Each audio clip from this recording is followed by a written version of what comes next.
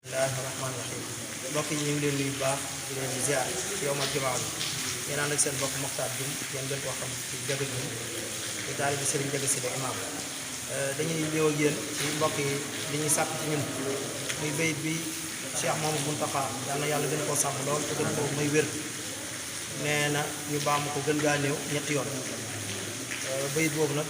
dafa bokk ci xasida yi Sëñ Tuubaa yi bayit boobu rek lañu fas yéene ànd ak yéen firil leen ko comme ni ko yenn mbokk yi sàkkoo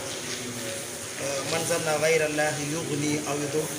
fa daaka fi daarayni du kaddin wa dur sëriñ bi nee nañu képp koo xam ne yaakaar na ne keneen ku dul yàlla mooy woomal mooy lore kooku de àdduna ak àllaaxira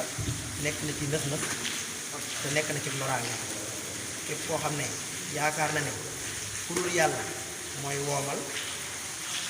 te mooy lore kooku noonu de yaakaar loolu kooku de nekk na àdduna ak àllaaxira ciy nëx-nëx ak ci loraange yu méttee méttee métti